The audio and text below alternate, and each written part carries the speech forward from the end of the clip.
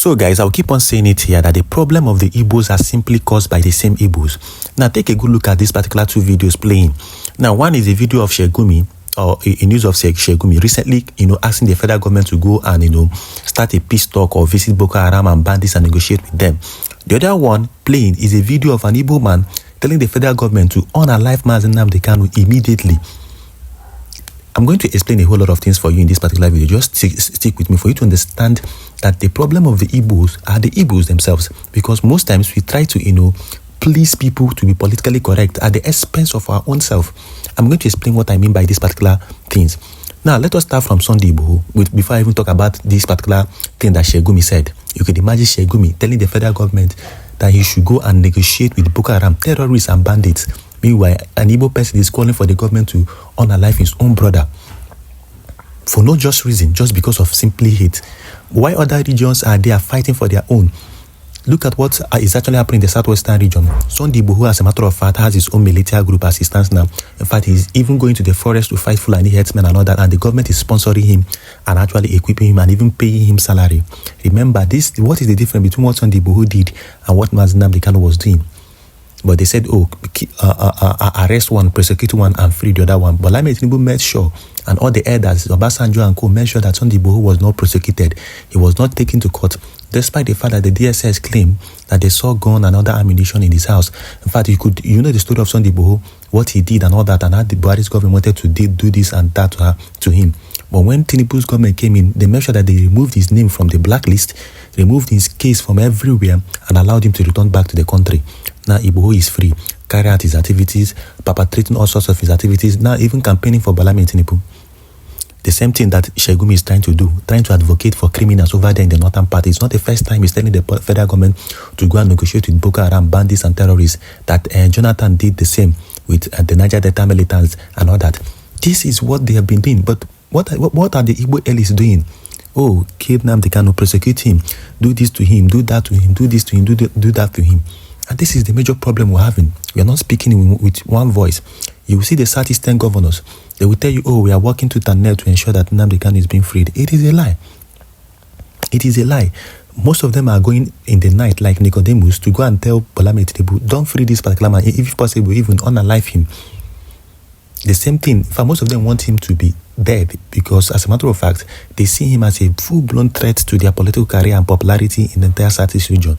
We know people like Dave Umahi, who believe that Nnamdi Kanu's popularity will diminish his own fame. We know people like Opo Zodemanko and Soluda and all that. This is what they've been doing. They will come and tell you, we are working hard. We are working hard to see that Nnamdi Kanu is released. These are practical and typical lies. They are not working any hard. But look at what Sheikh Gumi is doing boldly. It's not like Nnamdi Kanu can be compared to terrorists. It's not a terrorist, rather he's a freedom fighter and activist. But look at the northerners are coming out with their full-blown chest to tell the federal government that they must go and negotiate with terrorists, bandits, and Boko Haram terrorists and all that. And nothing is being said about it. Sheikh Gumi is saying it boldly without any form of fear. But the Igbos are even scared of saying free Nnamdi Kanu, release him, and all that, or fighting for him. This is just the difference, which is basically the truth. The Igbos, as a matter of fact, do not have that one voice. They do not have that one voice. Any day that the Igbo region or the Igbo tribe will come out with one voice and say enough is enough, that the federal government must release Nnamdi Kanu, believe me, it will not take up to 2 days, Nnamdi Kanu will be released. But because we have a whole lot of saboteurs, those who collect money and actually do the bidding of the government, those who, because of their own selfish interest, is sabotaging the efforts to free this particular man.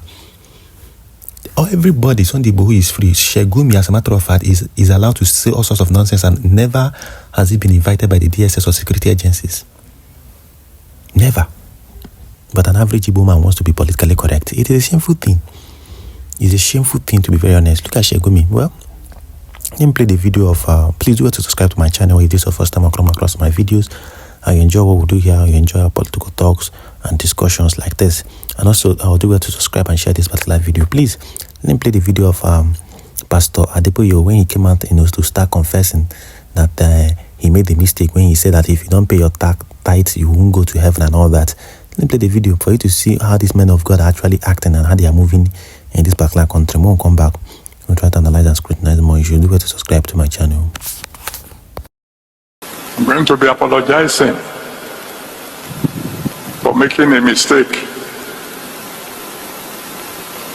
for saying that if you don't pay tithe, you might not make it to heaven. I'm sorry, that's wrong. That's not in the Bible. What the Bible says is, ye have peace with all men,